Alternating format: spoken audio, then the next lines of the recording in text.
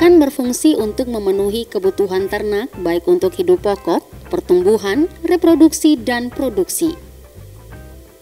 3 faktor penting dalam penyediaan hijauan bagi ternak ruminansia atau sapi dan kambing adalah jumlah yang cukup, kandungan nutrisi yang baik, dan berkesinambungan sepanjang tahun. Jumlah hijauan atau rumput umumnya berfluktuasi mengikuti pola musim, melimpah pada musim hujan dan sebaliknya pada musim kemarau. Sementara itu, siklus iklim di Papua Barat khususnya di Kabupaten Sorong, musim panas lebih panjang daripada musim penghujan. Akibatnya ketersediaan rumput pada musim kemarau juga berkurang, demikian pula dengan kandungan nutrisinya. Untuk itu diperlukan terobosan atau inovasi untuk menjamin ketersediaan pakan ternak sepanjang musim serta menambah masa simpannya sehingga dapat dimanfaatkan dalam waktu yang lama terutama saat musim kemarau. Dengan adanya inovasi sispater, produktivitas serta efisiensi dapat tercapai. Pasalnya, biaya penyediaan pakan lebih hemat karena harga bahan-bahan yang digunakan murah serta mudah didapatkan. Nutrisi yang terkandung dalam silase dapat meningkatkan berat badan ternak. Dengan demikian, kuantitas serta kualitas ternak meningkat dan berkelanjutan sehingga kebutuhan protein dari sektor peternakan dapat terpenuhi dengan baik.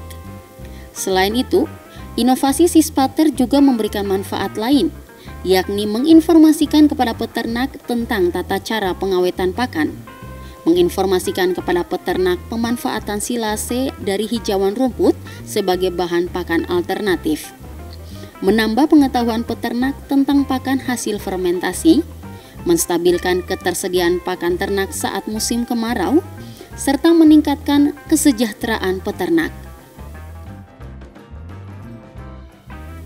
Pemerintah Kabupaten Sorong melalui Dinas Peternakan dan Kesehatan Hewan kemudian menghadirkan inovasi sispater atau silase pakan alternatif. Silase adalah teknik pengawetan pakan melalui proses fermentasi karbohidrat terlarut guna membentuk asam laktat dalam silo oleh bakteri asam laktat rumput. Bahan utama yang diperlukan untuk pembuatan silase adalah rumput lapang maupun rumput potong yang mudah ditemukan di sekitar kebun maupun lahan-lahan kosong.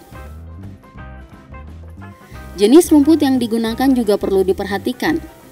Selain memilih rumput yang disukai ternak, perlu diperhatikan juga jenisnya, karena turut mempengaruhi karakteristik silase yang dihasilkan. Salah satu kendala dalam pembuatan silase adalah ketersediaan rumput saat musim kemarau. Akan tetapi lahan pertanian yang luas, pakan, dan sumber daya manusia peternak di Kabupaten Sorong menjadi salah satu solusi untuk menjawab itu. Limbah dari lahan garapan, tegalan, atau kebun yang ditanami padi, jagung, umbi-umbian, kacang tanah, kacang hijau, dan kacang kedelai dapat menjadi bahan pembuatan silase. Tidak hanya itu, sumber daya manusia alias petani yang mengusahakan ternak sebagai usaha sampingan di Kabupaten Sorong jumlahnya cukup banyak. Sistem pemeliharaan ternak yang dilakukan para petani itu bersifat ekstensif. Sifat tersebut dibentuk oleh faktor perilaku atau psikografis dan demografis. Faktor perilaku sumber daya manusia menjadi kunci berkembangnya usaha ternak menjadi lebih produktif.